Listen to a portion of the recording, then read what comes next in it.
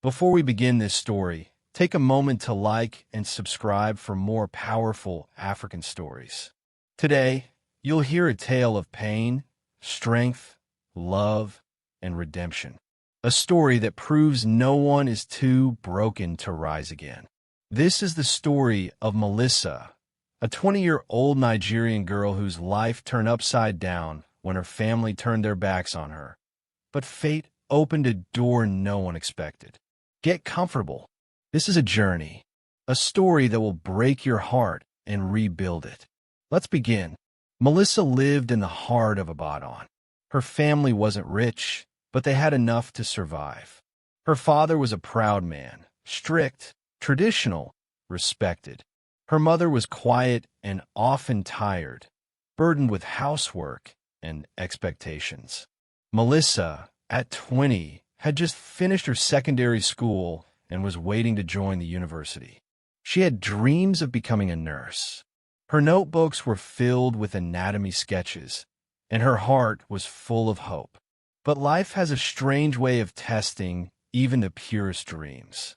Melissa met Teo at a youth gathering, tall, charming, with smooth Yoruba and fast promises. He seemed like a dream, whispering to her under the stars, making her feel seen. She thought it was love. Maybe it was, but it didn't last.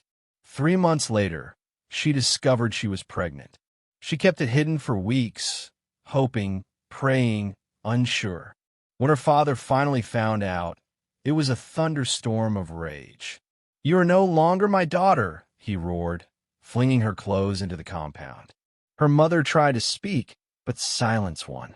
Her younger siblings watched, confused and afraid, as Melissa was forced out into the night with just a bag, swollen eyes, and a growing stomach. No one opened their door for her. Family members avoided her calls. Friends gave excuses. In a city of millions, she became invisible. She wandered until she reached a large construction site near the outskirts of town, a place she once passed on her way to school. It was mostly deserted at night, with the rumble of machines replaced by frogs and the occasional honk in the distance. Melissa found a quiet corner beneath a stack of cement blocks. That became her home. She gathered leftover planks to sleep on. She used her wrapper as a blanket. Rain soaked her more than once. Mosquitoes feasted on her, but she survived. During the day, she watched the construction workers, strong, tired men in faded overalls. They bought food from a local mama, put by the roadside. That gave her an idea. Melissa used her last money to buy beans and firewood. She borrowed an old stove from a woman nearby. Her first day selling roadside food, she earned barely enough for the next pot. But the workers were kind. Some paid extra. Some gave her bottled water. A few just encouraged her. The weeks passed. Her belly grew. So did her courage. She woke up early, cooked under the open sky, and stood by the roadside in the Lagos heat. People called her that strong girl. But inside, she was tired. Sometimes she cried at night, silently, so no one would hear. She missed her home, her room, her mother's soft voice. She missed who she used to be.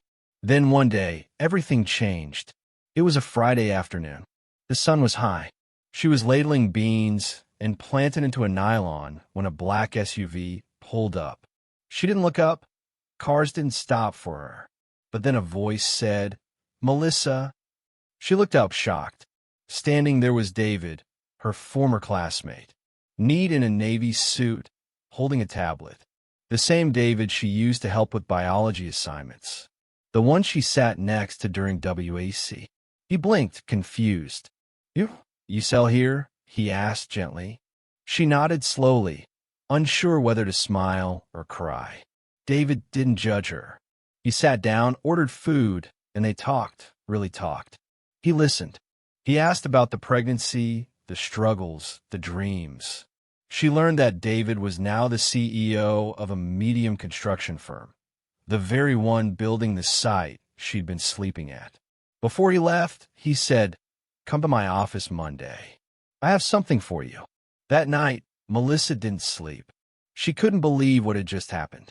Monday came. She borrowed a clean dress and took a boda to his office. Nervous, unsure, David gave her a job, receptionist, with training and a small salary.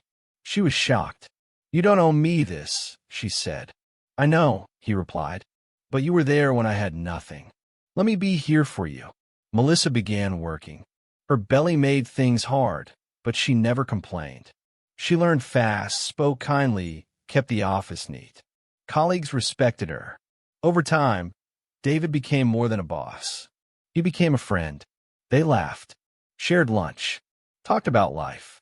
When Melissa gave birth to a baby boy, David was at the hospital. He named the boy Iamide. "My joy has come." He brought her baby clothes, diapers, helped her find a small apartment, supported her silently, gently. Months passed. She returned to work, stronger than ever. One day, David said, "Let's take a walk." They went back to where it all began, her roadside food stall. Now closed, dusty. There, he knelt down, holding a ring. "I don't care what people say. I love you, and I want to build a life with you." Melissa wept. They got married in a small Yoruba ceremony, surrounded by real friends. Even her father came, silent but present, regret in his eyes. Melissa forgave him. Today, she is more than a CEO's wife. She's a businesswoman, a speaker, and the founder of Melissa's Home, a shelter for young pregnant girls kicked out by their families. She tells them, "Your past is not your prison. If I made it, you will too." If you're still watching this video, thank you. Melissa's story isn't just a tale, it's a testimony. Like, comment, and share this video if you believe no one deserves to be thrown away for making a mistake. Moral of the story: every fall is a chance to rise. Every broken girl is a queen in the making. Don't let shame silence you. Don't let struggle stop you. Love will find you, sometimes where you least expect.